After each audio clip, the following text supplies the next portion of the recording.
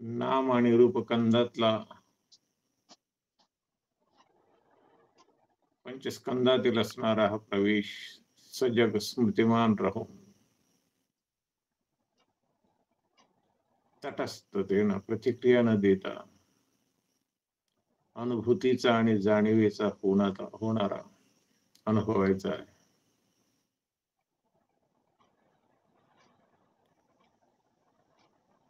या अष्टशिलाचं संवर्धन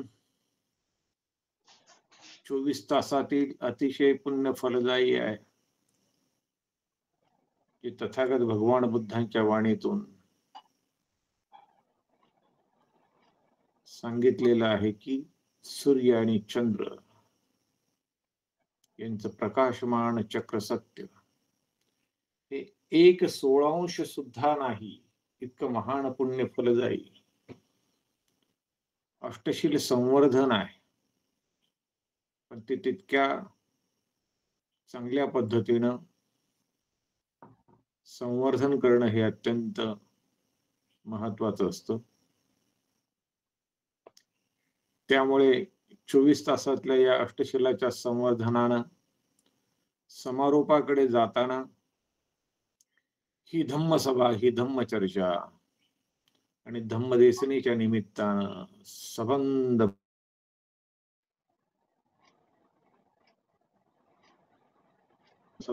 दशसहस्र ब्रह्मांडातील देवतांना देखील आपण या ठिकाणी आचरण करूयात, निमंत्रित करूयात.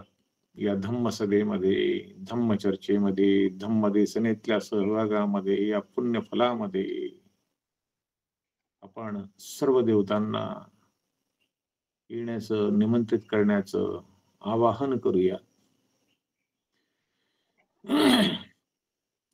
समंता चक्रवालेषु अत्रा गच्छन्तु देवता शुद्धं विराजस्य सुगन्तु सग्मुखदम् परित्तसवनकालो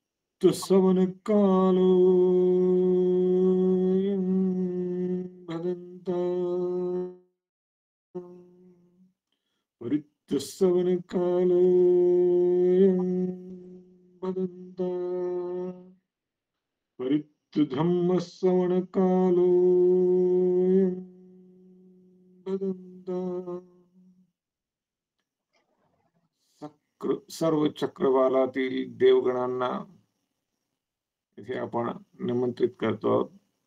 स्वर्ग आणि निर्वाणाकडे घेऊन जाणाऱ्या मुनिराज भगवान बुद्धाच्या सद्धम्माचं श्रवण जे आहे ते करण्यासाठी निमंत्रित करतो आहोत. परत श्रवणाची ही वेळ आहे. नमो तस् भगवतो अर्हतो सम्मा संबुद्धस्स. नमो तस् भगवतो अर्हतो सम्मा संबुद्धस्स. नमो तस् भगवतो अर्हतो सम्मा संबुद्धस्स.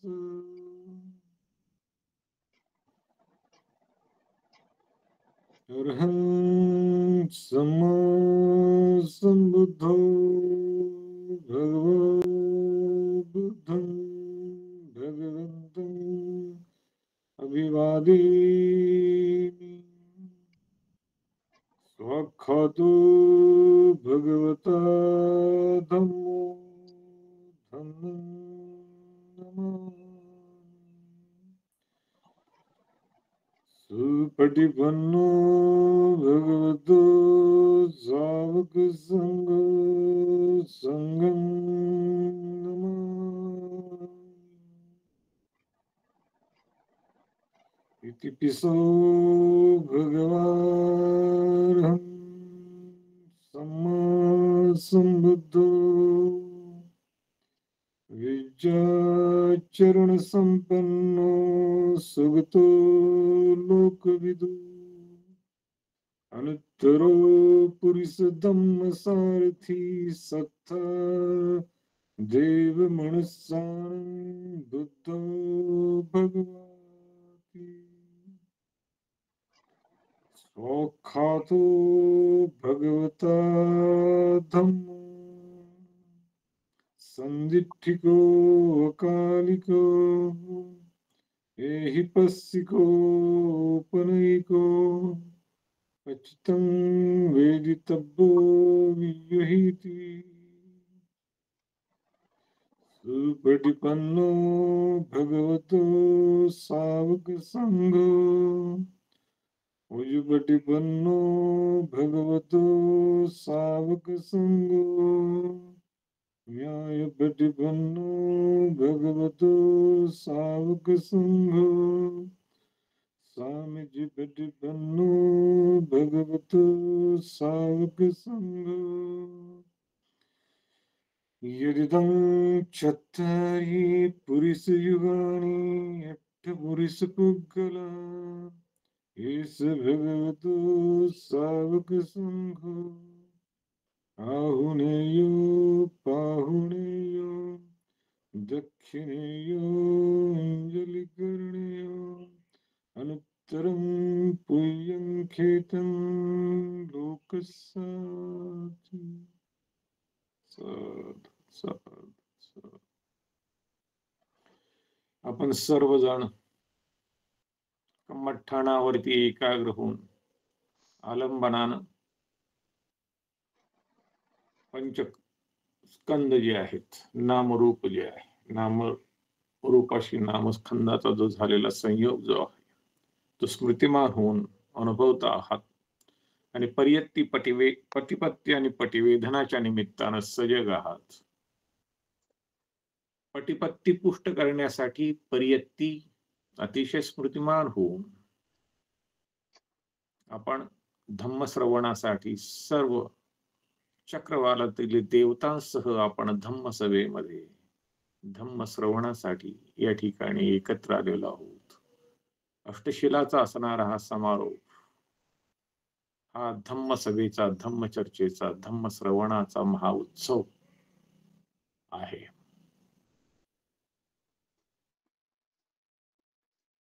या धम्मचर्चेसाठी, धम्मदिसणेसाठी मी माननीय मनोहर सरांना निमंत्रित करतो, विनंती करतो. दुसऱ्यांदा आणि तिसऱ्यांदा विनंती करतो. माननीय मनोहर सर. काल आपण अष्टशील पारण करत करत आजपर्यंत फार मोठं पुण्य अर्जित केलेलं आहे. त्या अर्जित पुण्याच्या बळावरती आज आपलं धम्मदेशनेमधील महत्वाचं पर्व आपण पंचनिवरण आणि 7 सभ्यसाधारण चेतसिका, 6 विषयानुरूपच्या चेतसिका पंचनिवरण त्याचबरोबर आपण जेव्हा पुण्य अर्जित करायचे प्रयत्न करतो, ते प्रयत्न या युनिव्हर्सल मधला जो मार आहे, हा मार सातत्यानं आपल्या मध्ये बाह्य स्वरूपाच्या अडथळे निर्माण करतो. आपण सातत्याने जे अंतर्गत या नामरूपाच्या आतील जे घटक आहेत, जे आपलं पुण्य अर्जित करण्यापासून आणि ज्ञानसंवर्धनामध्ये जे अडथळे निर्माण करतात, ते पंचनिवरण, संयोजन, क्लेश कसे उत्पन्न होतात आणि कसे आपल्याला पुण्य अर्जित करण्यापासून करतात. तसेच बाह्य स्वरूपामध्ये जे मोठ्या स्वरूपाचे अडथळे निर्माण होतात आणि हे अडथळे फार विविध प्रकारचे आहेत. ते 10 प्रकारचे अडथळे आपल्याला निर्माण करत असतात. तर असे अडथळे जे निर्माण करतात, ते निर्माण करणारे आणि त्यांचे प्रमुख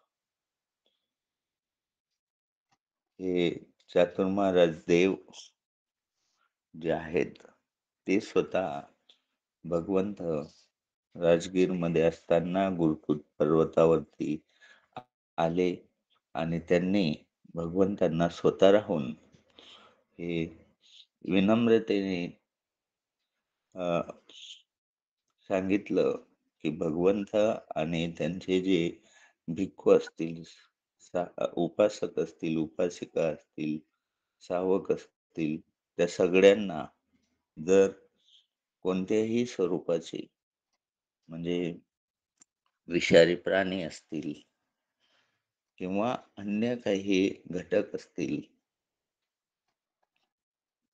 त्याचबरोबर काही ठिकाणी हे सूक्ष्म रूप धारण करून देव, यक्ष, याम यांचं सुद्धा अस्तित्व असते.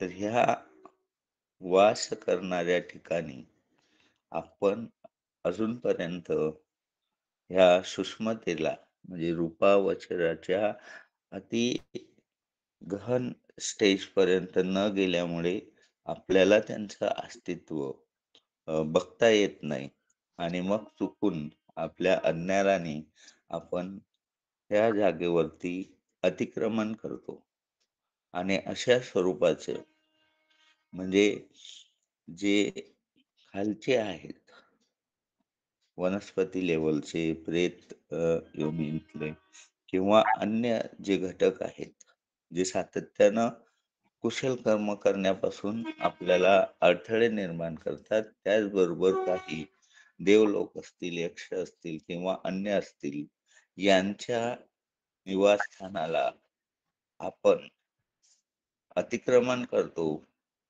आणि त्यामुळे काही स्वरूपाचे अडथळे आपल्यात निर्माण होतात. तर हे अडथळे दूर होण्यासाठी सम्यक संबुद्ध भगवान तथागत गौतम बुद्ध गुरुकुट पर्वतावरती असताना हे चातुर्माराजी देवांनी त्यांना हे विनम्रपणे सांगितलं आहे की असं कोणत्याही स्वरूपामध्ये जर आपण साधनेमध्ये असताना कोणते अडथळे आले तर तुम्ही या अटानाती सुत्ताचा उल्लेख करावा किंवा इन ब्रीफ जेव्हाही आपण साधनेला बसतो किंवा बसण्याच्या ठिकाणी आपलं घर असेल, धम्म हॉल असेल किंवा जिथं काही आपण एकत्र जमतोय किंवा जंगलात असेल, जिथंही असणार आपण, ज्याही ठिकाणी असणार, त्या ठिकाणी आपण बुद्ध धम्म संघाला शरण जाऊन एक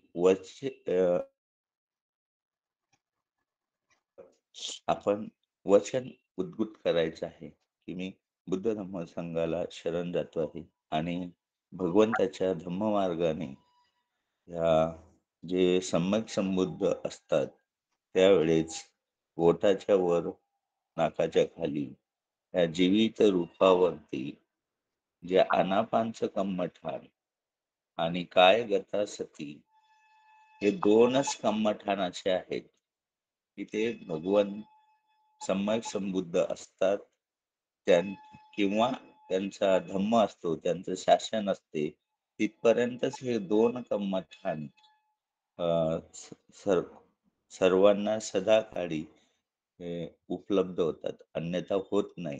तर हे धारण करताना जर आपण असं आव्हान केलं आणि त्यापासून हे चातुर्माराजी देव सर्व प्रकारच्या म्हणजे अधोगतीला असणारे आणि देवलोकापासून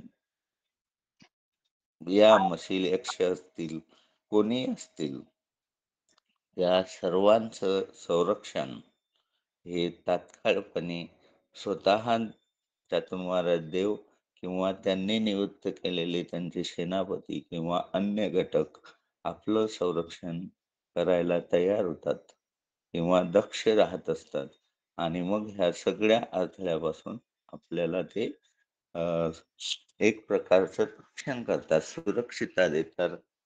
तर ही सुरक्षितता आपण सातत्यानं ग्रहण केली म्हणजे कोणतंही आपण कार्य गृहस्थ जीवनातलं कोणतंही कार्य करताना, घरातून निघताना, घरामध्ये असताना, अन्य कामं सुद्धा आपण ह्या प्रमाणे जर उद्भूत करून केले, तर प्रत्येक क्षणाला आपण प्रवासात जाताना जरी आपण हे अशा प्रकारचं वचन जाहीर केलं, तरी सुद्धा आपल्याला ते प्रोटेक्शन मिळते. प्रवासात असेल, एखादं कार्य करायचं असेल, कोणता संकल्प असेल, त्याच्यासाठी आपण जी काही भ्रमण करतोय किंवा जे काही कार्य करतोय, त्या सगळ्या कार्याला आपल्याला यश मिळते आणि ह्या यशाच्या वाटचालीमधला जो आपला प्रवास असतो, त्या प्रवासामध्ये आपलं सूक्ष्मरित्या हे चातुर्माराजी देव आपलं रक्षण करत असतात.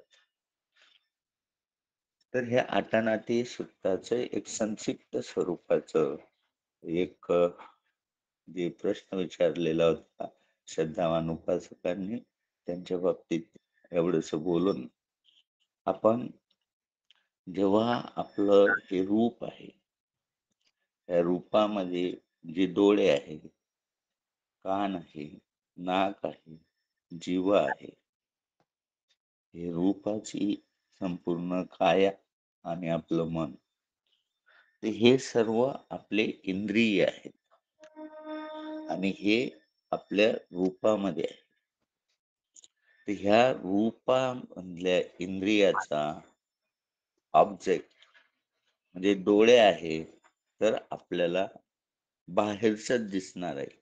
जसं आपण काल उदाहरण घेतलंय थेरी गाथामधील, तर ती 6व्या मजल्यावरती आपल्या इमारतीमध्ये होती आणि तिच्या डोळे म्हणजे ह्या रूपामधलं इंद्रिय बाहेर बघितलं रस्त्यावरती आणि तिथून त्या पुरुषाच्या रूपाला जेव्हा तिचा ऑब्जेक्ट हा तिचं रूप ही जवळ तिच्या जवळ होतं आणि लांब हे ते रूप होतं.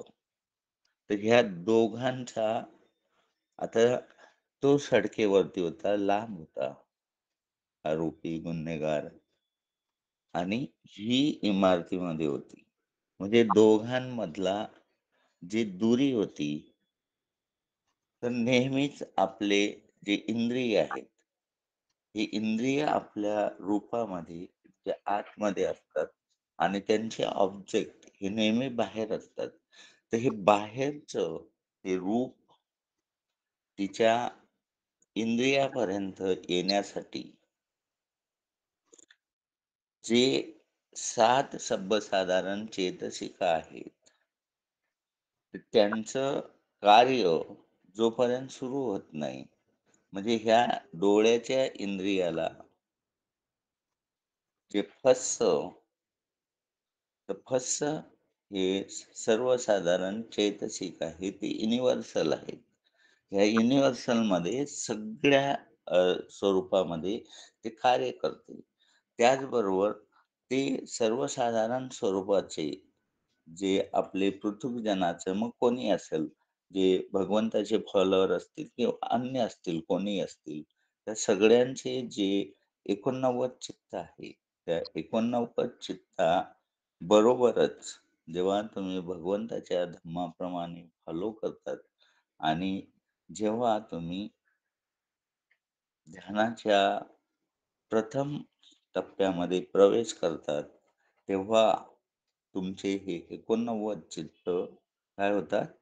वाढतात आणि ते 121 पर्यंत जातात. तर अशा ह्या 121 चित्तामध्ये सुद्धा हे 7 सर्वसाधारण चेतसिका कार्य करीत असतात. म्हणजे अकुशल कामासुद्धा साठी सुद्धा ह्या 7 सर्वसाधारण चेतसिका कार्य करतात आणि जेव्हा आपण ध्यानामध्ये प्रथम ध्यान, द्वितीय ध्यान, चतुर्थ ध्यान, तृतीय ध्यान आणि आकाशयन, वियायन, आकिंचन आणि नासय्य ह्या सर्व टप्प्यामध्ये आणि 121 चित्तामध्ये ह्या 7 सर्वसाधारण ज्या चेतसिका आहे, स्पर्श, वेदना, संज्ञा, चेतना, जीवितेंद्रिय, एकाग्रता आणि मनस्विकार. तर ह्या 7 ज्या चेतसिका आहेत, तर ह्या 7 चेतसिका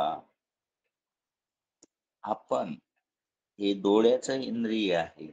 हे रूपामध्ये आहे आणि रूपामध्ये जीवित रूप आहे.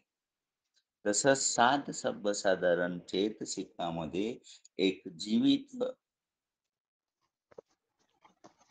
चेतसिक आहे. तर ही 2 चेतसिक आपल्यामध्ये संपयोग होतात. त्यांचा संयोग होतो आणि हा संयोग स्पर्शाच्या द्वारे आपल्यामध्ये होतो. स्पर्श झाल्याबरोबर जी वेदना आहे चेतसिक, ही वेदना चेतसिक आपल्या नामखंडामध्ये सुद्धा आहे.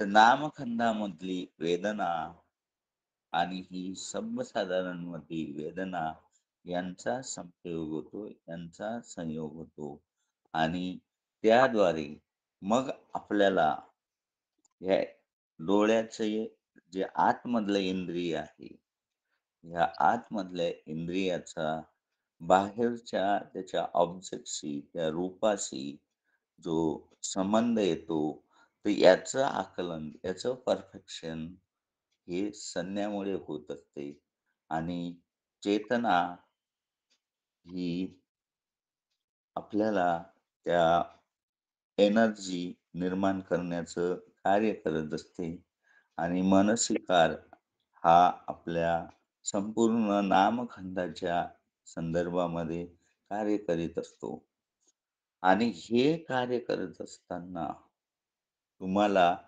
जसं हे इंद्रिय आतमध्ये आहे डोळे, त्याचा ऑब्जेक्ट बाहेर आहे.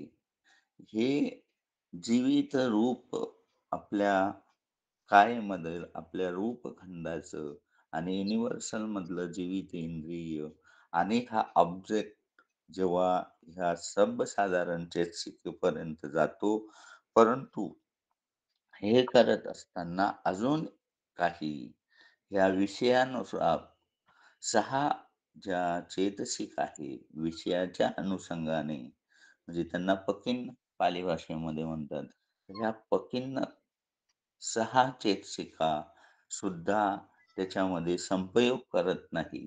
तोपर्यंत तुमच्या ह्या संज्ञा आहे, जे परफेक्शन आपल्याला ह्या ऑब्जेक्टचं, इंद्रियाचं ऑब्जेक्टचं करण्यासाठी आणि ते विषयामध्ये मग प्रिय असेल किंवा तर ह्या 3 चेतसिका सुद्धा या 7 सर्वसाधारण चेतसिकेप्रमाणे कुशल आणि अकुशल या दोन्ही कार्य करण्यासाठी म्हणजे पुण्य अर्जित करायचं असेल किंवा पाप करायचं असेल आपल्या ह्या इंद्रियाच्या द्वारे, तेव्हा सुद्धा ह्या 121 चित्तामध्ये कार्यरत असतात.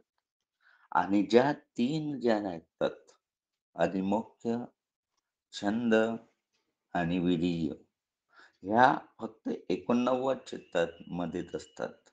त्याच्यानंतर त्या नसतात. कारण ह्या ज्या आहेत अधिमुख्य, छंद आणि विरिय ह्या जसं आपण इमारतीमधलं जे आपण फाउंडेशन करतो, पाया मजबूत करतो, तसं हे पाया मजबूत करत असतात. आणि ह्या पाया इतका चांगला मजबूत करतात, तर ते अकुशलमध्ये आणि कुशलमध्ये अशा दोन्ही स्वरूपामध्ये त्या असतात. परंतु काही विषयानुरूप त्या ह्या संपयोग नसतात. तर त्या नसताना सुद्धा एखादं कार्य होते.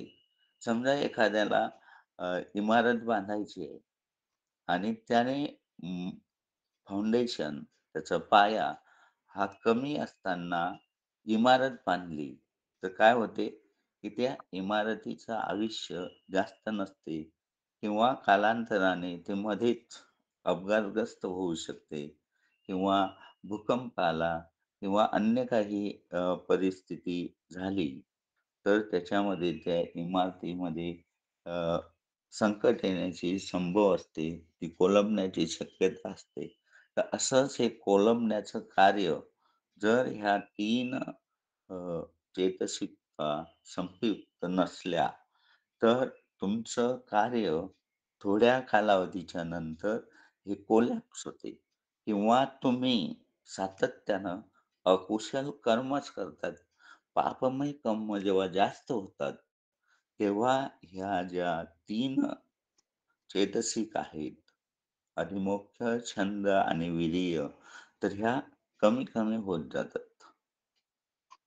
म्हणजे त्यांचा सहभाग हा संपयोगीच नसतो आणि त्याच्यामुळे काय होते, की तुमच्याकडून सातत्यानं अकुशलच कार्य होत असतात. म्हणून जेव्हा-जेव्हा ह्या 3 चेतसिका विषयानुरूप जर तुमच्या अतिमुख्याप्रमाणे असेल, म्हणजे ठाम निर्णय आपला होत असेल, तर हा ठाम निर्णय म्हणजे आपण कुशल कामं करतो आणि कुशल कामात आपण म्हणतो, मी 1 तासाचं अधिष्ठान घेणार आहे. तर हे अधिष्ठान म्हणजेच हे अधिमोक्ष आहे. तर अधिमोक्ष हे कुशल कर्म करण्यासाठी, पुण्य अर्जित करण्यासाठी आपल्याला करावं लागतंय. म्हणजे आपण जास्तीत जास्त खोल, मजबूत पाया जर कुशल कर्माच्या अनुषंगाने, पुण्य अर्जित करण्याच्या अनुषंगाने केलं, तर ही जी चेतसिका आहे, ही चेतसिका ॲक्टिव्ह होते. किंवा अकुशल कर्म आपल्याकडून जे होतात एकदम सहजतेने ह्या स्टोरीमधल्या ज्या थिरीनी किंवा एक स्त्रीने म्हणूया, ह्या स्त्रीनी जेव्हा तिच्या डोळ्याच्या इंद्रियाला अनुरूप असं ऑब्जेक्ट दिसलं आणि दिसल्याच क्षणी ती त्या ऑब्जेक्टच्या अनुषंगाने इतक्या तात्काळ ह्या 6 चेतसिका आणि ह्या 3 चेतसिका त्याच्यामध्ये एकत्र झाल्या आणि ते झाल्यामुळे काय होतं, की तिचं अधिमुख्य हे काँक्रीट नसल्यामुळे काय झालं त्याच्यामध्ये, की त्या रूपावरती, त्या पुरुषाच्या रूपावरती ती काय झाली, आसक्त झाली. आसक्त झाली म्हणजे लोभ निर्माण झाला तिच्यामध्ये. कामवासना निर्माण झाली. कामवासना निर्माण झाली म्हणजे कामछंद निर्माण झाला आणि कामवासना जेव्हा आपल्यामध्ये होतोय, तेव्हा आपल्यामध्ये अकुशलच होत असते आणि जेव्हा हे अकुशल होते आहे, तेव्हा तुमचं अधिमुख्याला विचारात न घेता एकदम दिसल्याबरोबर तिने ते ग्रहण केलं, की ह्या 7 सर्वसाधारण चेतसिका आणि 3 विषयानुरूपच्या चेतसिका यांचा संयोग इमिडिएटली तिने केला. अधिमुख्याचा तिने विचारच केला नाही, की माझी स्थिती काय आहे? आई-वडिलांची स्थिती कशी असेल? आई-वडिलांच्या इमेजला काय परिणाम होईल? हे कशा स्वरूपाचं त्याचं आयुष्य किती हे आहे. अशा ह्या समाजातल्या एका अयोग्य व्यक्तीबरोबर मी संबंध ठेवणार आणि तोही आपल्या जीवनाचा साथीदार करणं, हे किती म्हणजे चुकीचं कार्य आहे. कोणतीही स्त्री या अशा स्वरूपाचं कार्य करू शकत नाही किंवा निर्णय घेऊ शकत नाही. म्हणजे ह्या निर्णय घेताना जे अधिमुख्य आणि छंद म्हणजे डिझायर हे अयोग्य व्यक्तीच्या बरोबर तुम्ही तुमचं डिझायर करणं हे किती चुकीचं आहे. आणि त्याच्याबरोबर वीर्य जेव्हा तुम्ही होते, तर ह्या 3 चेतसिका तेव्हा स्लिप डाउन होत्या आणि आजच्याही कोणी असेल, स्त्री असेल, पुरुष असेल, लहान असेल, मोठा असेल, वृद्ध असेल, कोणत्याही स्वरूपाचा व्यक्ती जेव्हा ह्या 3 चैतसिकता ह्या स्लो डाउन करतो किंवा त्यांचा उपयोग न करता जेव्हा कार्य होते, ते कार्य नेहमीच अकुशल असते. नेहमी पापमय कर्म असते आणि तुम्हाला त्या क्षणापुरतं किंवा त्यापर्यंत जेवढी आसक्ती आहे, ती आसक्तीच्या याच्यामध्ये तो कामवासनेमध्ये रममाण होतो. त्याविषयी त्याला प्रिय वाटतो, मनाप वाटतो, हवा-हवासा वाटतो आणि त्याच्याबरोबर काय-काय होते, तर त्याबरोबर तुमचं मोह हे एक चेतसिका ॲक्टिव्ह होते. अहिरिक ही एक चेतसिका ॲक्टिव्ह होते.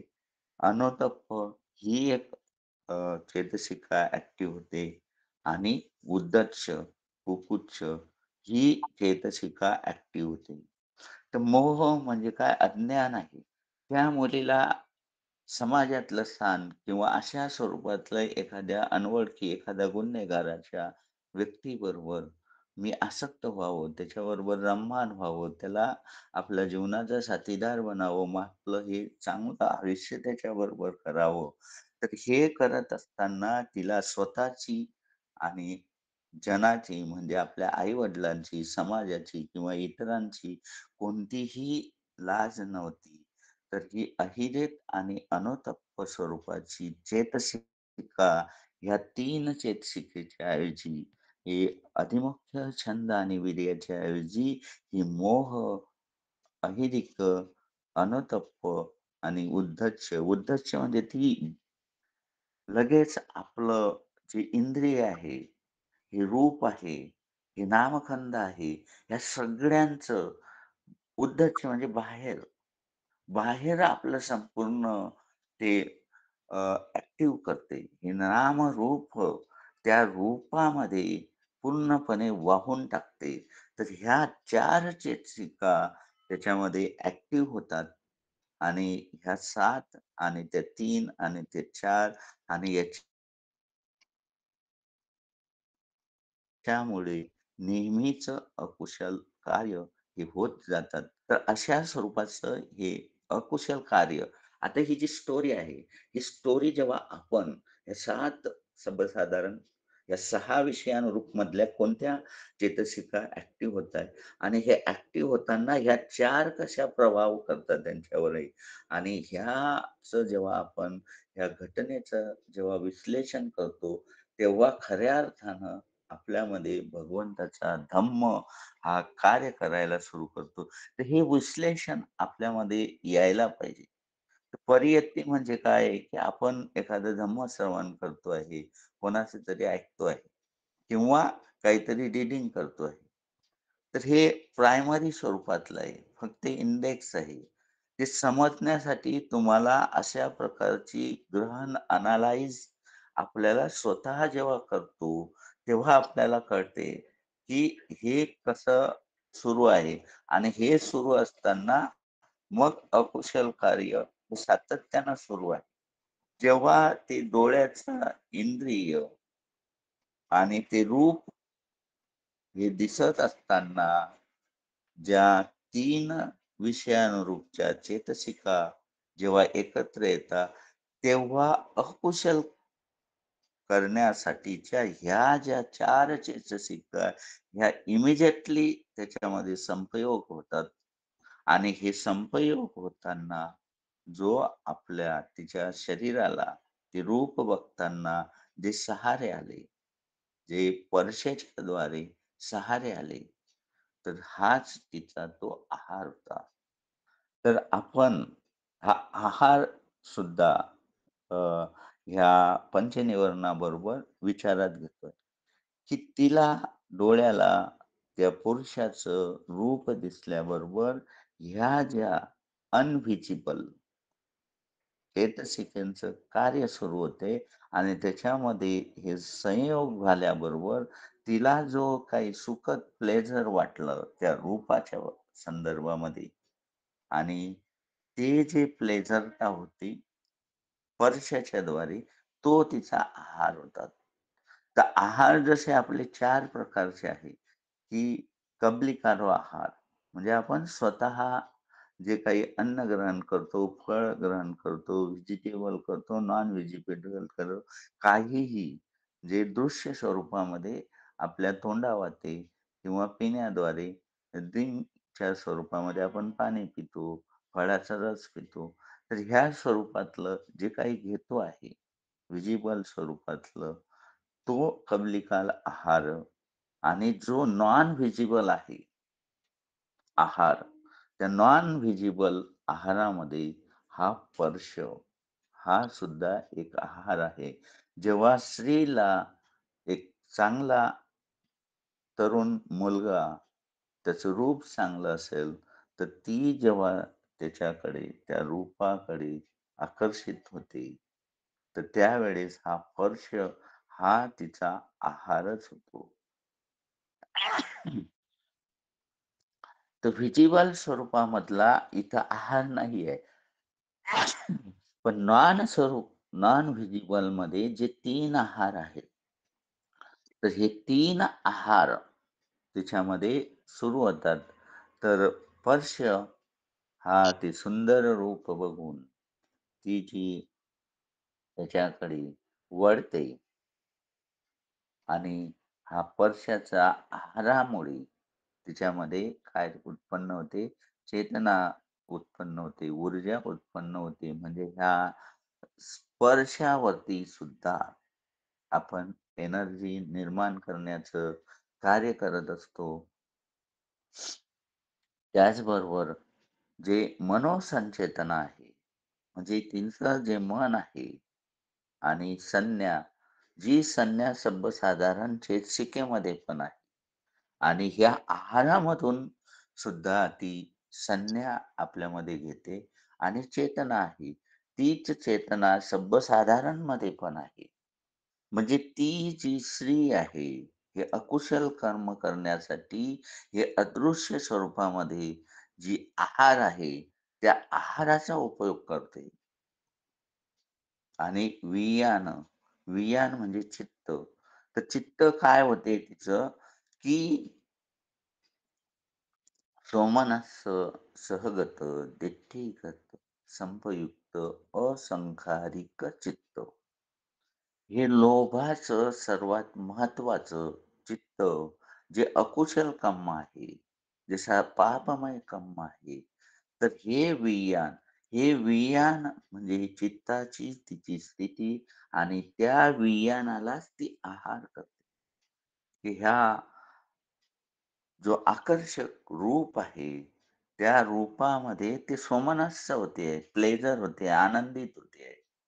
आणि त्या आनंदाच्या द्वारे जे चित्त तिचं तयार होते आहे, ते वर्तमान स्वरूपाचं त्या स्थितीमध्ये धारण केलेलं ते सोमनस्स सहगत, दिठ्ठीगत, संपयुक्त, असंखारिक चित्त हे अकुशल चित्तातलं सर्वात अ, महत्त्वाचं अकुशल चित्त आहे, की त्याचे विपरिणाम आपल्याला आयुष्यामध्ये, ह्याच आयुष्यामध्ये नाही, तर असे कितीतरी हजारो, लाखो जन्म आपल्याला हे अधोगतीकडे घेऊन जाणारं आहे. हे चित्त आहे, हे विज्ञान आहे. तर हे विज्ञान आपल्याला वर्तमान स्थिती आयुष्यामध्येच नाही, तर हे शरीर आपण सोडल्याच्या नंतर कितीतरी जन्मामध्ये 100, 1000, लाखो तुमचं जेवढी ग्रॅव्हिटी आहे, की ती आई-वडिलांचा विचार न करता, समाजाचा विचार न करता, एका अपराधी, एका गुन्हेगार, एका चोरीला ज्याचा वध होणार आहे, कितीही अकुशल कर्म करतो आहे, त्याच्याबरोबर ते आपलं जीवन व्यतीत करण्याचं जे चित्त तयार करते आहे. तर ती नुसतं पंचनिवारणाच नाही आहे, तर त्याच्याबरोबर जो स्पर्श, जो मनोसंचेतना आणि विज्ञान, तर हे 3 नॉन व्हिजिबल आहार ती घेते. समजा असं समजून चला, की एखादा व्यक्ती काही न कमवता दारूच्या व्यसनामध्ये विकत आहे. त्याच्याकडे पैसा नाहीये. तो नातेवाईकांकडून घेतो, मित्रांकडून घेतो किंवा आपल्या बँक खात्यामध्ये जेवढे होते, तेवढे वापरतो आणि तेवढे संपल्याच्या नंतर काय होते, सगळे लोकं समाजामध्ये त्याची काहीच व्हॅल्यू नसते. त्याला कुठंच काही नसते. तर तो काय करतोय, की स्वतः पैसे उत्पन्न करण्यापेक्षा कामधंदा न करता आपले जे काही इमेज आहे, आपल्या बँक अकाउंटमध्ये जेवढे पैसे आहेत, तेवढे तो काढून टाकतोय. आणि ते पण संपल्यानंतर त्याची किती स्थिती होते हे आपण सगळे जाणू शकतात. तसंच ते कबलीकार हार न घेता म्हणजे स्वतः त्या नामरूपासाठी वर्तमान स्थितीमध्ये एखादा आहार न घेता म्हणजे उत्पन्न न करता एनर्जी जो नॉन व्हिजिबल म्हणजे बँकेच्या स्वरूपातला जो आहार होता, तो आहार हा जो हर्ष, मनोसंचेतना आणि विज्ञान आहे, ह्या तिघांचा वापर करते. त्याच्यामुळे काय होते, की आज जरी तिला वाटत नसेल, तरी तिच्या आतमध्ये बँक बॅलन्समध्ये जे पुण्य याच्या आधीचं अर्जित केलेलं होतं, म्हणजे जो संचय केलेला होता बँकेच्या स्वरूपातला, त्याचं विथड्रॉल सुरू झालंय आणि एक दिवस ती कंगाल होणारच आहे. तर ह्या स्टोरीवरून आपण बघतोय, की ती पुढे कशी-कशी कंगाल होत चाललेली आहे. आणि जेव्हाही ह्या अकुशल कर्म होत आहे, हे 3 चेतसिका सोडून जेव्हा आपण एखादं कार्य आपल्या डोळ्याच्याद्वारे, आपल्या नाकाच्याद्वारे, जिभेच्याद्वारे, कानाच्याद्वारे, मनाच्याद्वारे जे वाईट कर्म ह्या 3 चेतसिकेच्या अन्वये जेव्हा आपले होत आहे, तेव्हा ते पापमय कर्मच असतात आणि हे पापमय कर्म तुम्हाला ह्या रिझर्व्ह तुमच्या बँक अकाउंटमधलेच काढलेले असतात आणि त्याच्यामुळे आपली हानी ही स्वतः जे काही आपल्यातले इनबिल्ट आपला आहार आहे, हा इनबिल्ट आहार आपल्यातला काढून टाकलेला असतो. तो नॉन व्हिजिबल आहाराच्याद्वारे आपल्यातून काढून टाकलेला आहे. तर ह्या फस्य, मनोसंचेतना आणि वियान तर ह्या सगळ्यांची परिणिती म्हणून एक ढोबळ आपण हे समजू शकतो, की सोमनस्य सहगत, दिठ्ठिगत संयुक्त, असंखारिक चित्त म्हणजे वर्तमान स्वरूपातलं लोभाचं सर्वात अकुशल जे पापमय अ, वियान आहे, चित्त आहे, त्या चित्ताची स्थिती तिने ग्रहण केलेली आहे. आणि मग काय होते आहे, की जेव्हा-जेव्हा तुमच्याबरोबर लोभ हा चित्त हे वियन तयार होते आहे, तर ते काय घेऊन येते सोबत अजून तुमच्याबरोबर लोभ, मिथ्या दृष्टी, रॉंग व्ह्यू, सक्काय दृष्टी आणि अहंकार, इगो. तर हे सुद्धा तिच्यामध्ये हे वाढत जातात. तर ह्या एका उदाहरणावरून आपण हे समजू शकतो, की 7 सर्वसाधारण चेतसिका बरोबर 6 च्या ऐवजी ते 3 घेते आणि 3 घेत असताना जे पापमय कर्म होतात, जे अकुशल कर्म होतात, त्याच्यामधल्या ती 4 स्वतःहून ते येतात. जेव्हाही तुम्ही ते 3 ग्रहण करता, तेव्हा ती 4 पापमय कर्माच्या ह्या 4 ज्या चेतसिका आहे, त्या इमिजिएटली ॲक्टिव्ह होतात आणि कोणतंही अकुशल कर्म करा, त्या सगळ्या अकुशल कर्मामध्ये मोह, अहिरिक, अनुतप्प आणि उद्धच्च ह्या 4 चेतसिका ह्या संपयोग होतच असतात. कोणतंही तुम्ही जे 8 लोभाचे चित्त आहेत, 2 पटीग व्यापादाचे चित्त आहे, प्रतिहिंसा जेव्हा आपल्यात क्रोध येतो, संताप येतो, चिडचिड होतो आणि हीनमिद्द असेल किंवा या सगळ्या ज्या काही अकुशल गोष्टी आहेत, या सगळ्या अकुशल चित्तांमध्ये हे मोह, अनुतप्प, अहिरिक आणि उद्धच्च असते. तर हे अहिरिक आणि अनुतप्प हे स्वतःही तिला लाज लज्जा नाही. आणि जनाचीही तिने लाजरच्चा न केल्यामुळे हे जे अकुशल तिच्यामध्ये धारण झालं आणि हे धारण केल्यामुळे वर्तमान स्थितीमध्ये जे लोभाचं चित्त झालं, त्याच्याबरोबर जे मिथ्यादिठी आणि अहंकार झाला.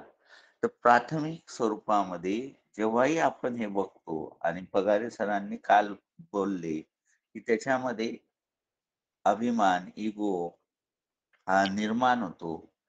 तर हा अकुशल कर्माचा परिणाम आहे, की जे काही कार्य तिच्याकडून होते आहे तिच्या जीवनामध्ये प्रत्येक स्टेजमध्ये. मग तिने लग्न करताना आपण बघितलं कशा स्वरूपातलं आई-वडिलांना तिने स्वतः अकुशल करण्यासाठी आई-वडिलांच्या द्वारे सुद्धा अकुशल केलं. फार मोठी संपत्ती त्याच्यामध्ये खर्च केले. आपला जो प्रतिष्ठा होती, ती सुद्धा अकुशल कामासाठी तिने वापरली. आपल्या आई-वडिलांच्या द्वारे आणि नंतर तिने स्वतः अकुशल कर्म म्हणजे त्याला अ, उंचावरून टाकून दिलं, त्याचा वध केला. हाही अकुशलच कर्म आहे. आणि नंतर ती ज्या ग्रहण केली तिने विद्या, ती विद्यासुद्धा कशी होती, की सक्काय दिठ्ठीला अनुषंगाने होती, मिथ्या दिठ्ठी होती. तर ह्या संपूर्ण याच्यामध्ये तिच्या जीवनामध्ये जोपर्यंत सारीपुत्ताशी संबंध येत नाही, तोपर्यंत तिची जी जीवन आहे, हे जीवन संपूर्ण अकुशलामध्येच होतं. आणि हे अकुशलामधल्या ह्या गोष्टी जेव्हा-जेव्हा ती करते, तेव्हा-तेव्हा काय होते आहे, की तिचं जो आहार आहे, तर तो आहार इनबिल्ट मधला फस्स, मनोसंचेतना आणि विज्ञान म्हणजे प्रत्येक स्टेजला ती काय करते, अकुशल करते. जेव्हा ती तिच्या तो मारेकरूला किंवा पतीला पूर्ण शक्तीनिशी खाली टाकते आहे, तेव्हा तिच्यामध्ये काय उत्पन्न होतोय, तर पटीघ संपयुक्त चित्त तिच्यामध्ये निर्माण होते. म्हणजे हल्ला करण्याचं म्हणजे व्यापाद, क्रोध, संताप तर हे चित्त तिच्यामध्ये तयार होते आणि हे चित्त सातत्यानं भगवंतांनी म्हटलेलं आहे, की जोपर्यंत तुमच्यामध्ये क्रोध, संताप, व्यापाद आहे, तोपर्यंत तुम्ही सातत्यानं अधोगतीलाच जाणार आहे आणि अमर्यादित स्वरूपामध्ये तुमची अधोगती ही निश्चित आहे. तर जेव्हा लोभ आहे, तेव्हा काय आहे? मिथ्या दिट्ठी आहे, सक्काय दिट्ठी आहे आणि त्याच्याबरोबर अहंकार सुद्धा आहे आणि ह्याच गोष्टी मिथ्यादृष्टी ही आपल्याला तिला स्वतः जाणवत नाही. इतर लोकांना जे जाणकार आहे, पंडित आहे, त्यांना दिसते. पण इगो मात्र सगळ्यांच्या लक्षात येतो, की हिच्यामध्ये जो गर्व आहे आणि हा गर्व सातत्यानं आपल्याला अधोरेखित होतो. पण हा गर्व केव्हा येतोय, की जेव्हा तुमच्या डोळ्याचं इंद्रिय आणि त्याचा ऑब्जेक्ट हे ऑब्जेक्टचं संयोजक म्हणजे हे चित्त, विज्ञानाचं चित्त, लोभाचं चित्त तयार होत नाही, तोपर्यंत तुमच्यामध्ये हा लोभ, मिथ्यादिट्ठी, सक्काय दिट्ठी, इगो, अहंकार, अस्मिभाव हा निर्माण होत नाही. तर हे सुरुवातीची स्थिती आहे, की ही स्थिती जर एखाद्या चांगल्या स्त्रीला हा रूप दिसलं असतं, तर तिने त्याची प्रिय रूपाच्या ऐवजी सोडून दिलं असतं. तर त्याचं लोभाचं जे सर्वात मोठं कुशल चित्त आहे, सोमनस्य सगत, दिठ्ठीगत, संपयुक्त, असंखारिक चित्त हे निर्माण झालं नसतं. म्हणजे वर्तमान स्वरूपामध्ये ती अनंत जन्मामध्ये सुद्धा जो परिणाम करणारं आहे विज्ञान, जे आपलं आहार सुद्धा आहे, मनोसंचेतना, या तिघ आहाराचं तिनं मोठ्या प्रमाणात हे काय केलेलं आहे, खर्च केलेला आहे. म्हणून हे एक गोष्ट सूक्ष्मरित्या लक्षात घ्या. जेव्हा एखादा नशावान किंवा दारुडा व्यक्ती आपल्या अकाउंटमधले सगळे पैसे काढतो आणि ते संपतात, तेव्हा त्याची स्थिती कशी होते? तर अशीच स्थिती आपल्या इनबिल्ट मधले जे काही पुण्य अर्जित केलेलं आहे आणि जे नॉन व्हिजिबल स्वरूपातला आपला आहार आहे, तर हा आहारच मोठ्या प्रमाणामध्ये ते खर्च होतो आहे आणि हा खर्च झाल्यामुळे काय होते आहे, की आतून तुमचं रूप आणि तुमच्या नामाची स्थिती ही दयनीयच होते आणि म्हणून तुम्ही नेहमी अधोगतीकडे जातात. तर हे जेव्हा आपण धम्म मार्गावरती लक्षात घेतो, की ह्याच्याप्रमाणे जर या चित्ताची स्थिती आपल्या लक्षात आली, तर आपल्याला स्वतः कळू शकते, की आपण अधोगतीकडेच जाणार आहे. कारण आपण स्वतः या जे जमा आपलं आहे बँक अकाउंट, ते ह्या 3 आहाराच्या रूपाने खर्ची करतोय. आहे. हे लोभाचं चित्त आहे, पतीत आहे किंवा थीनमिद्ध आहे किंवा विचिकित्सा आहे किंवा उद्धचे कुकुच्च आहे. तर हे जर तुम्ही लक्ष आलं, तर तुम्ही अतिमोक्ष घेऊ शकतात, की याच्यापासून मला दूर जायचं आहे. म्हणजे तुमची वेरमणी जे पातिमोक्ष संवरशील आहे, की जे तुम्ही पंचशील असेल, अष्टशील असेल, तर ती ॲक्टिव्ह जेव्हा होते, तेव्हा तुमचं अधिमुख्य हे चेतसिका जेव्हा रन होते, त्याच्याबरोबर तुमचा छंद म्हणजे हा तुमचा डिझायर होतो, की मी हे कुशल कर्म करणार आहे. ज्या अधिमोक्षासाठी, ज्या निर्णयासाठी, ज्या कुशल कर्माच्याकडे जाण्यासाठी माझं हा छंद, हे माझं जे डिझायर आहे, तर ही चेतसिका आणि मग ती वीर्य आहे. तर ही वीर्य, ही जी प्राथमिक स्वरूपाचं जे वीर्य आहे, हे वीर्य बघा किती वेळा आपल्याला ह्या कुशल कामामध्ये काम करते. हे प्राथमिक स्वरूपाचं विषयानुरूप पकिन्नक स्वरूपातलं जे चेतसिका आहे वीर्य, हे वीर्य आपल्याला काय करते, की जे 5 इंद्रिय आहे कुशल कामं निर्माण करण्यासाठीच्या, त्या 5 इंद्रियामध्ये श्रद्धा, सती, प्रज्ञा याच्यामध्ये जे वीर्य आहे, तर हे वीर्य इंद्रिय जसं-जसं प्रबल होते, तसं-तसं काय होते, ते बल होते. आणि हे इंद्रिय आणि बल हे काय आहे? 37 पक्षी, बोधी पक्षी धम्मामध्ये आहे. आणि जोपर्यंत हे 37 बोधिपक्षीय धर्मामधलं जे इनिशियल मधले हे इंद्रिय आपल्यामध्ये उत्पन्न होत नाही, तोपर्यंत हे 37 बोधिपक्षीय सगळे आपल्याला अ, या नामरूपामध्ये उत्पन्न करू नाही शकत. तर हे इंद्रियामध्ये बल आलंय. तर हे 2 प्रकारचं आपल्याला वीर्य, जे इंद्रिय आहे आणि बल आहे. याचबरोबर जे सप्तभोगांगामध्ये आपण जेव्हा प्रवेश करतो, की लास्ट स्टेजला आपल्याला एकतर सोतपन्न होता येते, सगदागामी होता येते, अनागामी किंवा अरहंत. तर याच्यासाठी जे सप्तबोधांग आहे, त्या सप्तबोधांगामध्ये सुद्धा विधी आहे.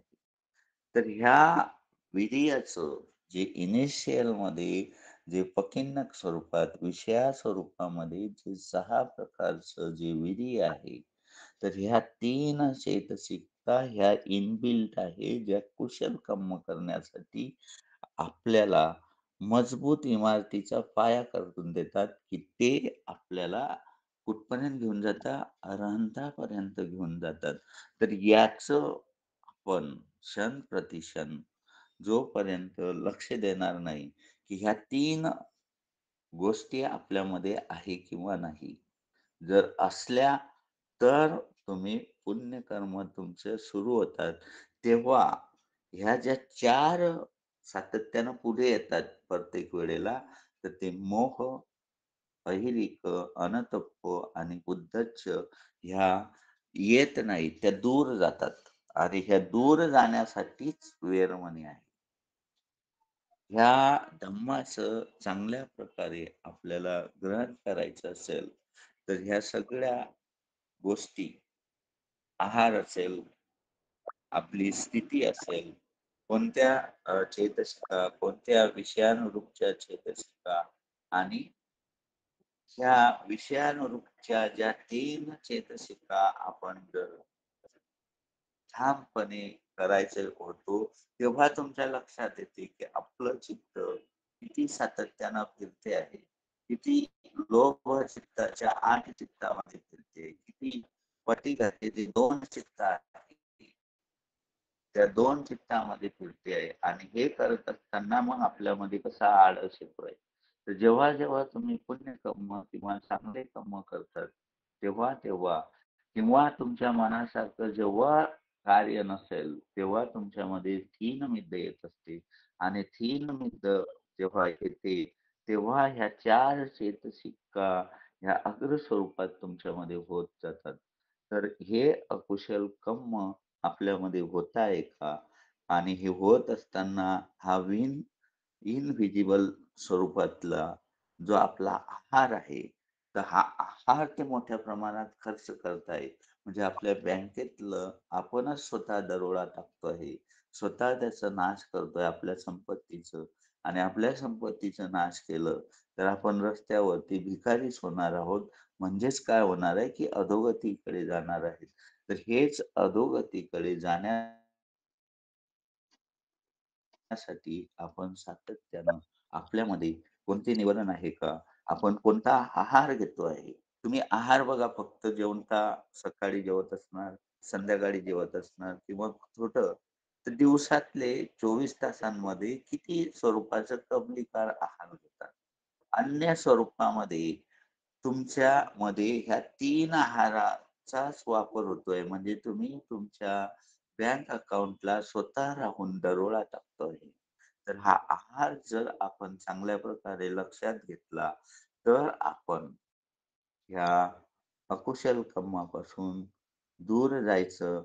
म्हणजे पातिमोक्ष आपण स्वतः राहून आपल्या इंद्रियाच्या द्वारे, आपल्या नामखंडाच्या द्वारे प्रयत्न करणार आणि जसे हे पातिमोक्ष, ह्या वेरमणी, ह्या पापमयी आपलं आपल्याच बँकेला च्या संपत्तीवर आपण दरोडा टाकतोय. ही जेव्हा मनाची अवस्था तुमच्यामध्ये होईल, तेव्हा तुम्ही काय करणार आहे, की हा संपत्तीचा स्वतः राहूनचा दरोडा तुमचा थांबला जातो आहे. तर एक लक्षात घ्या, की आपला ह्या बँकेवरचा टाकला जाणारा दरोडा आपल्याला काय करायचा आहे, थांबवायचा आहे. म्हणजेच थांबवायला आपल्याला वेरमणी घ्यायचं आहे. जेव्हा तुम्ही वेरमणी होतात, तेव्हा तुमच्या संपत्तीवरचा हा पडणारा दरोडा आपण काय करतो आहे, घालवून टाकतोय. आपण त्याच्यात प्रोटेक्शन निर्माण करतो आहे. तो संपत्तीचा आपला नाश होत नाहीये आणि जर नाश नाही झाला, तर पर्यायानं आपली संपत्ती चांगली असते आणि जेव्हा नाश होत नाहीये, तेव्हा इनबिल्ट आपला मग जो आहे तो तर संरक्षित राहतो. पण युनिव्हर्सल मधला मग जेव्हा वेरमानी करतो, तेव्हा आपलं पुण्यच चालू होतो. म्हणजेच आपल्या बँक अकाउंटमध्ये पैसे येणं सुरू होतात.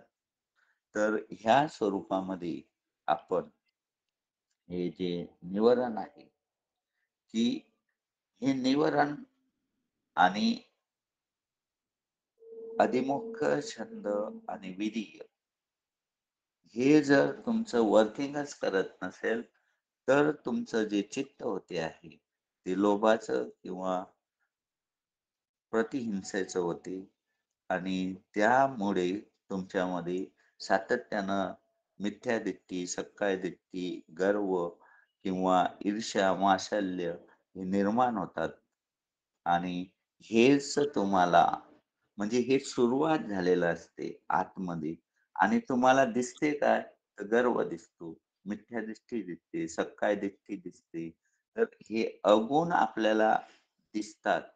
परंतु याची सुरुवात मात्र ह्या 7 म्हणजे इंद्रियाचं कार्य, त्याचा ऑब्जेक्ट, या 7 सर्वसाधारण चेतसिका आणि 6 विषयानुरूप मधल्या 3 चेतसिका ॲक्टिव्ह होतात आणि मग ह्या ज्या 4 अकुशल आहे, ज्या पापमय कर्म करण्यासाठीच्या ज्या 4 चेतसिका आहे, त्या इमिडिएटली तुमच्या जवळ येतात. ह्या 3 बाजूला राहतात आणि मग तुमची जी मनाची स्थिती होते, तर ती लोभाची होते. लोभ झाल्यामुळे सक्काय दिसते, मिथ्या दिसते आणि अहंकार हाच दिसत जातो.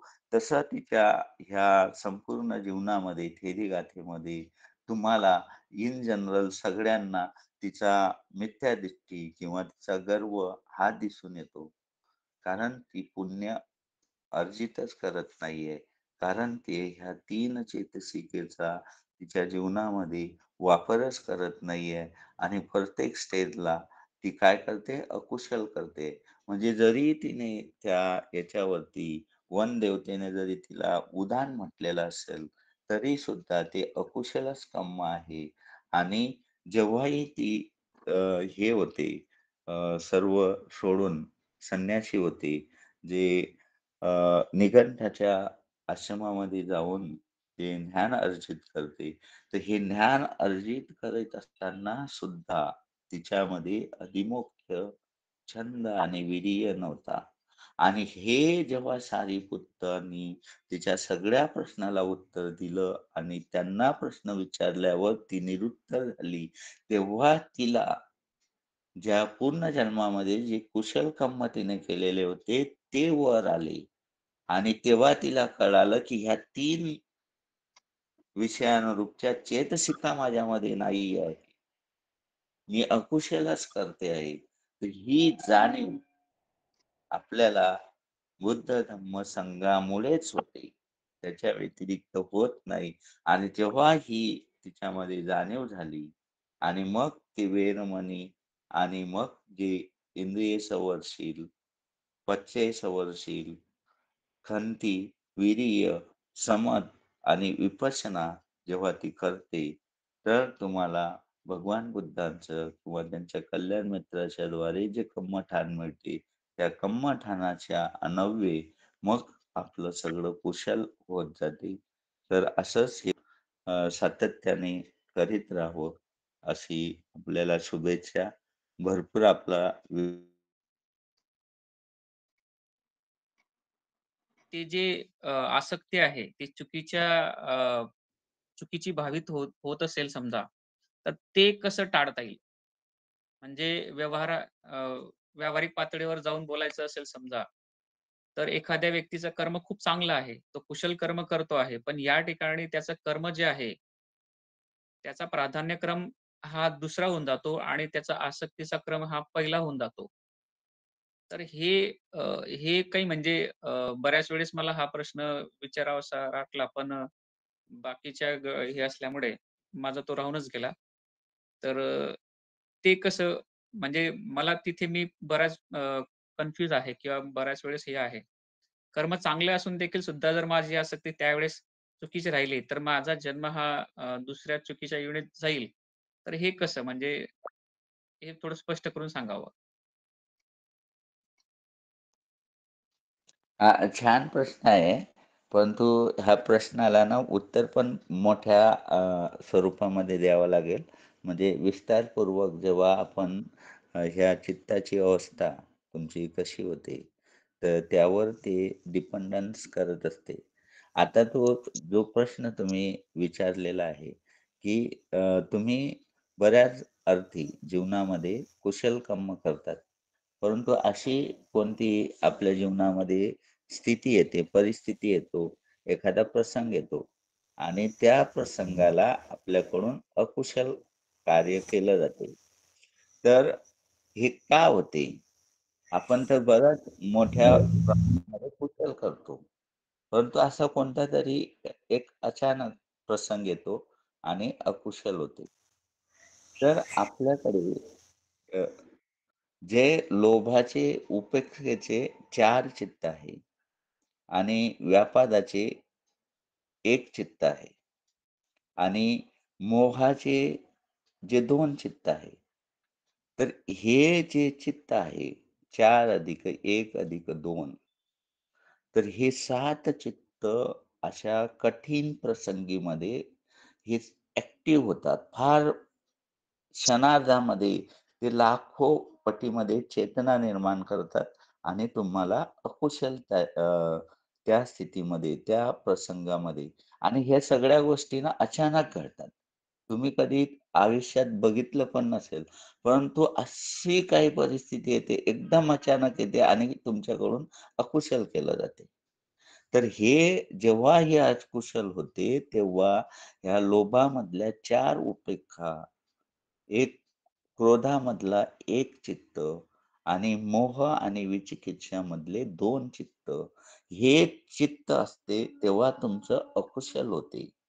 तर हे अकुशल जर आपल्याला टाळायचं असेल, तर आपण काय करायचं आहे, की बुद्ध धम्म संघाला शरण जाऊन जे आपल्याला कम्मठान दिलेलं आहे, तर हे कम्मठान जर तुम्ही अलर्ट केलं, तर काय होते, की तुमची कायावरती, ह्या रूपावरती तुमचं नामखंड आल्यामुळे ह्या जीवित रूपावरती जेव्हा कायानुपसना चालू होते, तेव्हा काय होते तुमच्यामध्ये, की अमृताचं सेवन होते. भगवंतांनी हे कितीतरी वेळा बोललेलं आहे आणि अंगुत्तर निकायामध्ये ना एका छोट्या-छोट्या याच्यामध्ये ते दिलेलं आहे. तर जेव्हा तुम्ही कायानुपसना करतात, तेव्हा अमृताचं सेवन करतात. तर असा जेव्हा काही प्रसंग असेल, तेव्हा आपलं सगळं चित्त म्हणजे बळ ऐटवतून जर तुम्ही ह्या जीवित रूपावरती नामखंड जर आला, तर तुमची कायानुपसना सुरू होते. तुमचं अमृताचं सेवन होते आणि जेव्हा तुमचं अमृत होते, तेव्हा तुमची अधोगती होणार नाही. ते अकुशल चित्त तिथं थांबून जाईल किंवा ह्या अकुशलामध्ये जे च्युतीच्या अनुषंगाने पतिसंधी, भवंग जे उत्पन्न होणार आहे, तर ते थांबलं जाईल आणि तुम्ही अधोगतीकडे जी तुमची स्थिती आहे जाण्याची, ती अधोगतीकडे जाण्यापासून तुम्हाला संरक्षण मिळेल. त्यापासून जाण्यापासून तुम्ही परावृत्त झाले होणार. तर अशा स्वरूपामध्ये लास्ट स्टेजला जरी त्या व्यक्तीने शरीर सोडण्याच्या लास्ट स्टेजला जरी ही कायानुपसनामधला ह्या जीवित रूपावरती नामखंड जरी त्याने एकत्र आला, तरी ते कायानुपसना होतात आणि भगवंतांनी हे डिक्लेअर केलेलं आहे, की जो कायानुपसना करतो, तो अमृताचं सेवन करतो. जिथं अमृत आहे, तर तो सगतीकडेच जाणार आहे. म्हणजे हे कितीही अकुशल कर्म जर आपलं होत असेल, आपण अधोगतीकडे जात असेल, तर लास्ट स्टेजला च्युती, पतिसंधी, भवंग आपल्याला ह्या कायानुपसनाच्या द्वारे ह्याच्यामध्ये बदल करता येईल. तर अशा स्वरूपामध्ये वर्तमान जीवनामध्ये सुद्धा आपण जर असं प्रसंगानुसार अकुशल आपल्याकडून व्हायला सुरुवात झाली, तर आपण ताबडतोब आपल्या ओठाच्या वर, नाकाच्या खाली ह्या जीवित रूपावरती आणि हे संपूर्ण तुम्ही बोला, की ह्या जीवित रूपावरती नामखंड मी आणतो आहे. हे भगवंताचं कम्मठान मी ग्रहण करतो आहे आणि हे झाल्याबरोबर तुम्ही कायानुपसना सुरू होते तुमची आणि तुम्हाला अमृत युनिव्हर्सल मधलं मिळत जाते आणि तुमचं कुशल थांबेल, पापमय कर्म थांबेल.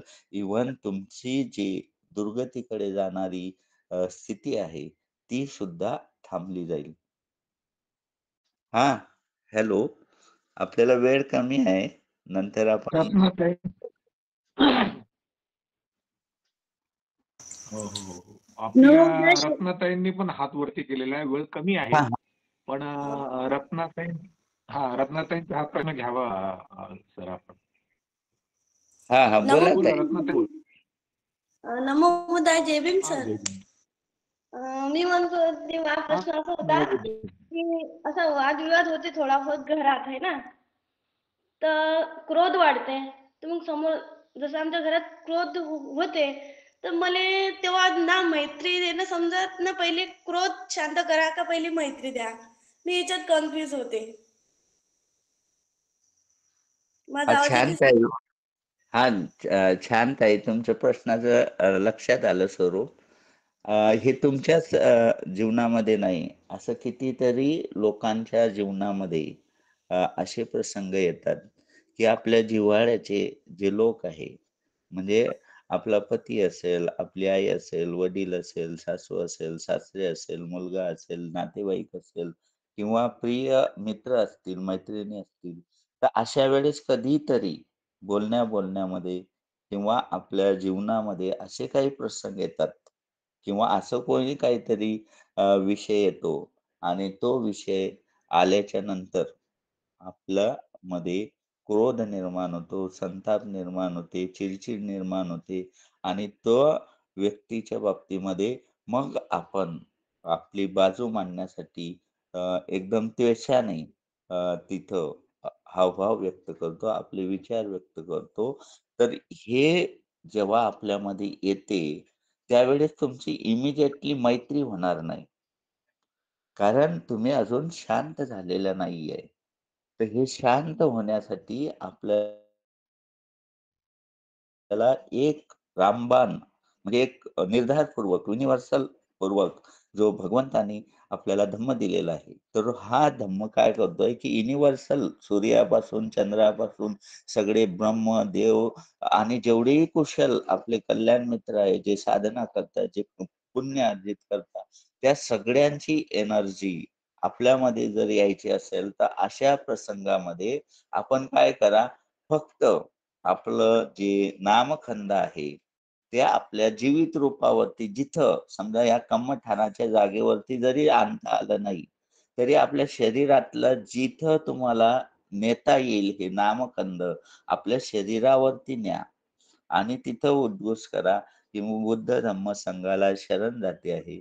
ब भगवंताच्या वचनाप्रमाणे मी ह्या कायेमध्ये, ह्या रूपामध्ये माझं नामखंड आणलेलं आहे. तर त्याच्यामुळे काय होईल, की तुमच्यामध्ये शांतता निर्माण व्हायला लागेल. तुमचा संताप, तुमचा क्रोध हळू हा कमी होईल आणि जसं कमी होईल, तसं तुम्ही त्या प्रसंगानुसार जे काही पात्र असतील, त्या पात्राला मैत्री द्या. म्हणजे तुमच्यातला पूर्णपणे जो प्रतिहिंसाच्या द्वारे, पटीच्या द्वारे जो उत्पन्न झालेला क्रोध आहे, संताप आहे, चिड आहे, तर ही सगळी किंवा तुमच्यावरती जो टेन्शन आलेलं असेल, हे सगळं कमी होईल आणि जसं-जसं तुम्ही शांत होऊन मैत्री देणार, तसं-तसं समोरच्या व्यक्तीला च्या व्यक्तिमत्वात सुद्धा बदल होतो आणि तो पण तेवढ्याच पद्धतीमध्ये शांत होत जातो आणि वातावरणामध्ये शांतता निर्माण होईल. आपल्यामध्ये प्रेम संबंध निर्माण होतील आणि हे जे अ, संतापलेलं, चिडलेलं, तापलेलं वातावरण आहे, हे मंगलमय व्हायला सुरुवात होईल. हां, ताई. हो सर, समजून द्या. ठीक आहे. धन्यवाद. आता वेळ भरपूर झालेला असल्यामुळे आपण पुण्यवितरणाकडे जाणार आहोत.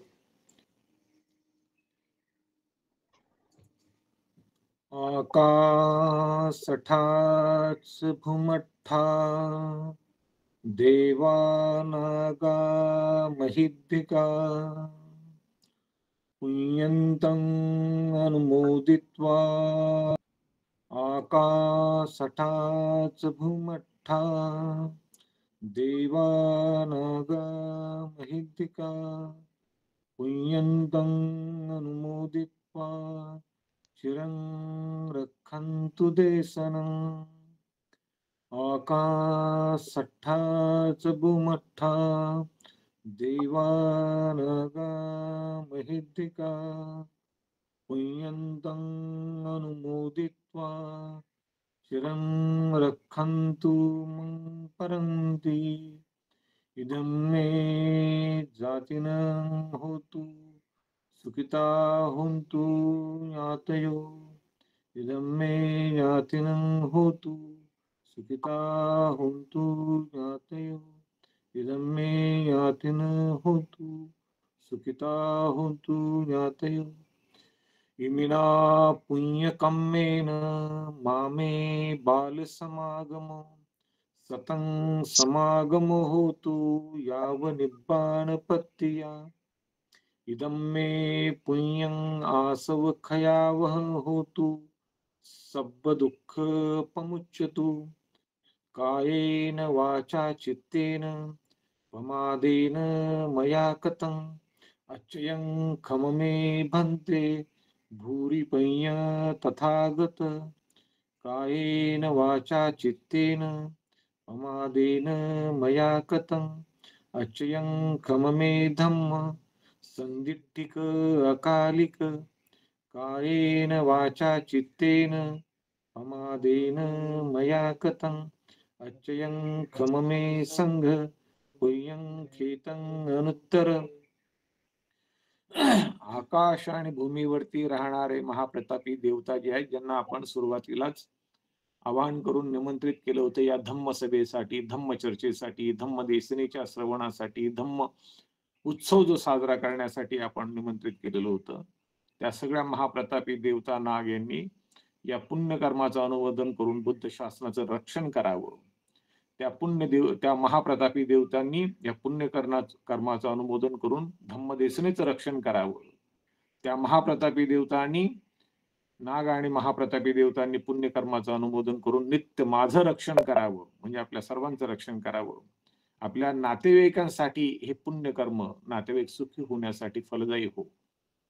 या पुण्यकर्मामुळे निर्वाणाच्या प्राप्तीपर्यंत हा सगळ्यात महत्वाचा मुद्दा. या पुण्यकर्मामुळे निर्वाणाच्या प्राप्तीपर्यंत मला म्हणजे आपल्याला सर्वांना कधीच मूर्खांची संगती न घडो, कारण मूर्खांची संगती घडलं की प्रमाद होण्याची शक्यता असते.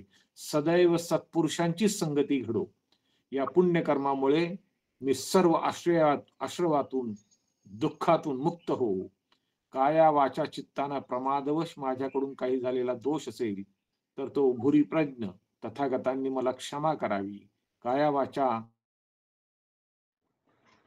चित्ताने प्रमादवश माझ्याकडून झालेल्या दोषांना संदिठ्ठिक अकालिक असणाऱ्या धम्मानं मला क्षमा करावी. काया वाचा चित्तानं प्रमादवश माझ्याकडून झालेल्या दोषांना पुण्योत्तर असणाऱ्या अनुत्तर असणाऱ्या पुण्यक्षेत्र संघानं मला क्षमा करावी. आणि सब्ब सुख गाताय सब्बे सत्ता सुखी हुंतू सब्बे हुंतू च खेमिनो सब्बे भद्राने पसंतू मा किंची दुःख मागमा. सारे प्राणी मात्र सुखी हो, सर्वांचं कुशल हो, क्षमाशील हो, सर्व कल्याणकारी दृष्टीने एक दुसऱ्याकडे पाहोत, कुणालाही कोणतेही दुःख प्राप्त न हो. साधू साधू साधू. माझ्या अर्जित पुण्यबळानं साऱ्या विश्वातील सर्व प्राणी सुखी हो. सर्व ब्रह्मांडातील सर्व सत्व सुखी होत, सर्व दुःख मुक्त होत, क्लेश मुक्त होत, मोह मुक्त होत, सर्वांचं कल्याण हो, सर्वांचं मंगल हो.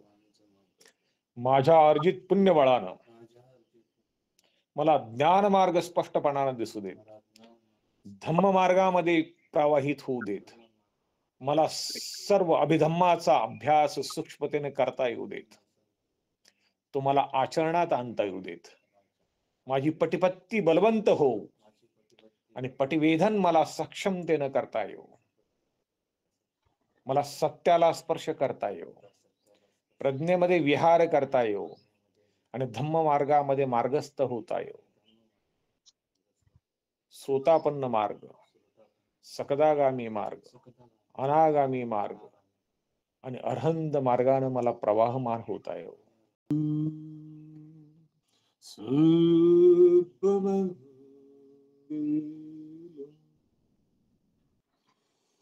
भवतु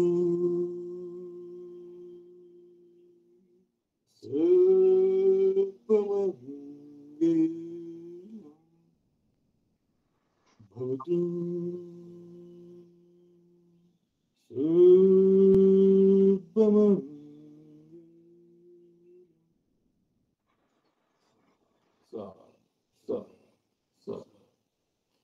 क्षमा याचना करूयात. पूर्वेकडे तोंड करून बसून किंवा बुद्धमूर्ती समोर तोंड करून बसा.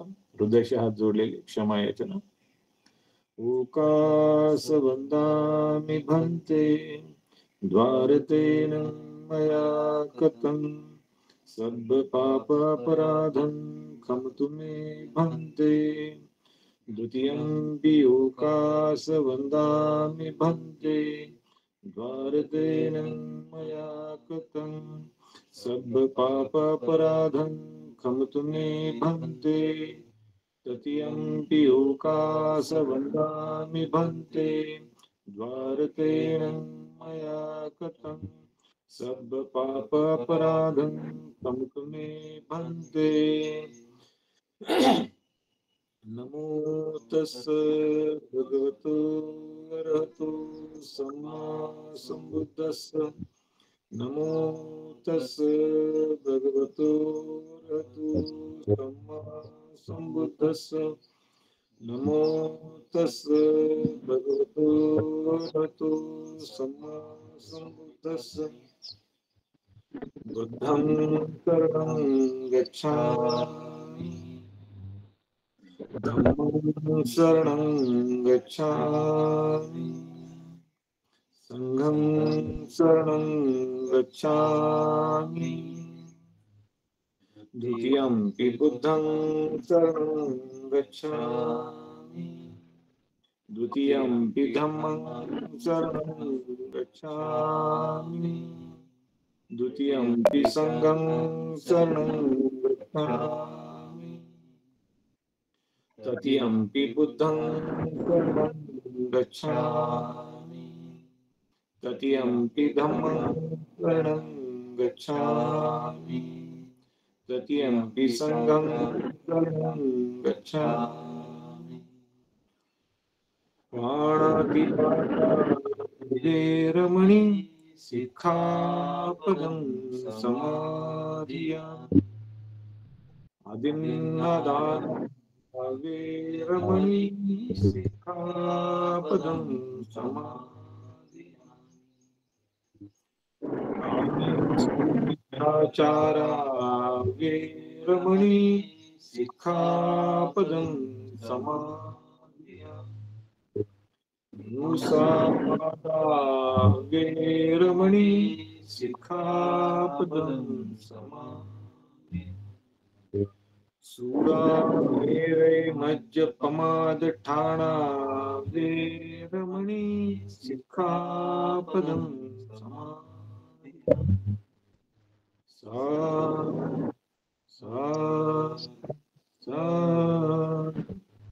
अहं बुद्धं नमामि धम्मं नमामि संघं नमामि.